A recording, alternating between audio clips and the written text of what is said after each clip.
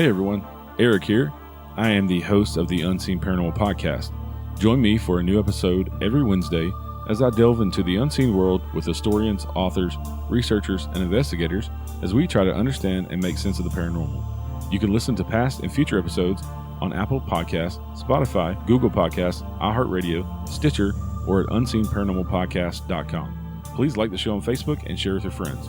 And remember, some of the scariest things are unseen.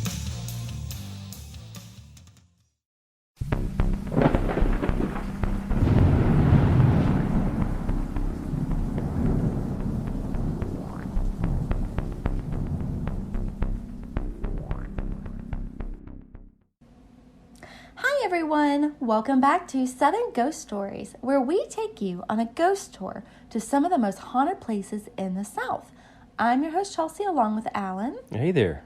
Now hopefully you checked out our last podcast on the Childress House in Murfreesboro, Tennessee. And today we're heading back up north to New England to talk about the Boston Athenæum. Alan, can you give us some background about the building? Founded in 1807, the Boston Athenæum is one of the oldest libraries in the United States.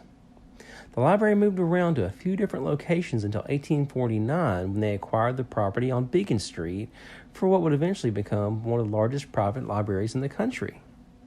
And just a side note, the Athenæum butts up to the Granary Burying Ground, which is said to be one of the most haunted cemeteries in the country. In fact, Paul Revere's grave is roughly 20 feet away from the back of the library. We did a podcast on Granary Burying Ground a while back. If you haven't listened to it already, please go back and check it out in the archives.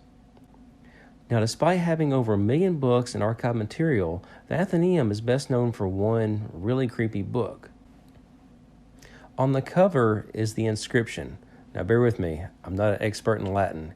Hic liber Waltonis cut compactus est. The book is a memoir of a criminal named George Walton. Walton was a Jamaican mulatto whose life of crime started in 1824 at the age of 15. He spent most of his life in and out of jail after committing multiple robberies and even one attempted murder. After a stagecoach robbery went awry in 1837, late one night Walton hid along the highway waiting for someone to rob. As the horse came down the road, Walton jumped out and forced his way into the stagecoach. However, a young man named John Fenno Jr., who was the son of a newspaper mogul, lunged at him and fought Walton off. In the skirmish, Walton's gun discharged. Fortunately for Fenno, the bullet ricocheted off a button and no one was seriously injured. Walton fled the scene but was later picked up by law enforcement and locked up. As he was dying from tuberculosis, Walton told the warden in the state prison in Charlestown, Massachusetts, his life story. Oh, the reason the book is so popular isn't necessarily because people want to read about the life of a criminal from the 19th century. If you know Latin, you've already figured it out. Hic liber Waltonis cut compactus est, translated into English, is, "This book is bound in the skin of Walton." The book is literally bound in Walton's skin. After his death, he requested that skin from his back be removed and taken to a local tannery. From there, it was used to bind 2 copies of the book, one for his doctor and another for John Fenno Jr., who he tried to rob. It's believed that Fenno's daughter donated the book to the Athenæum years later. Today, the book can be seen on the first floor of the library, but to view it, you have to be a member and request a private tour weeks in advance.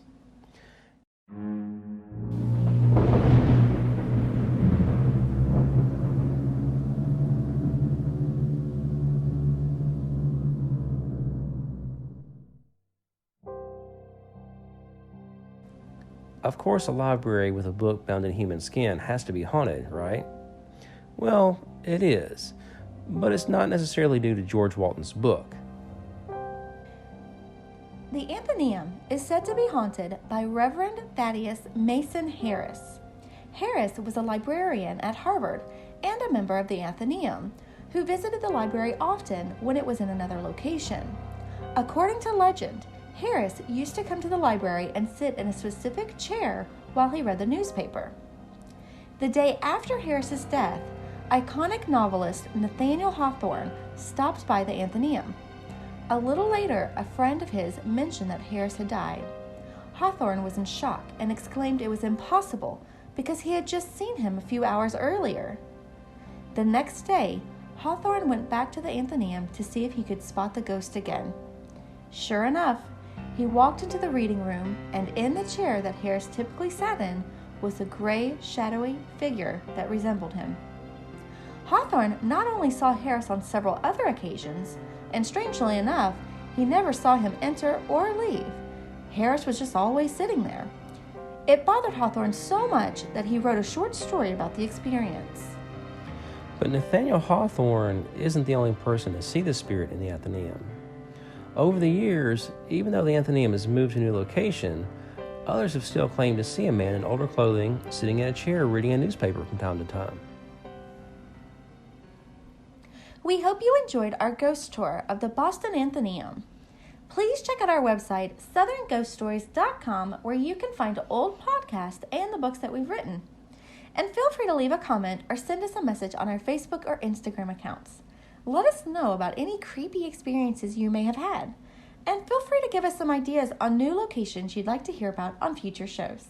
And those books Chelsea mentioned are Southern Ghost Stories, Historical Hauntings, Haunted Hotels, Murfreesboro, Spirits of Stones River, and Ghost of Gallatin.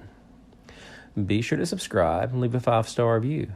Those reviews are quite helpful, and we appreciate everyone who's taken a few minutes to do it for us.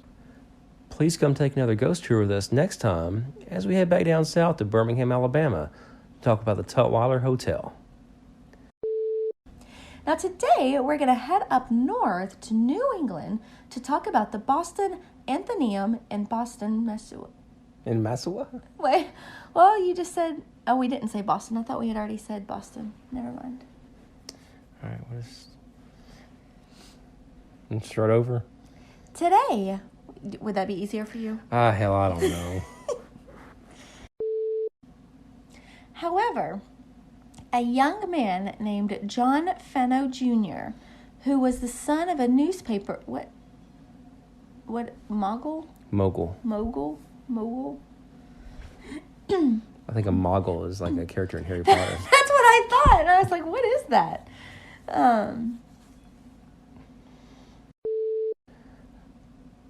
Hey, did you know I got a job at the telescope factory?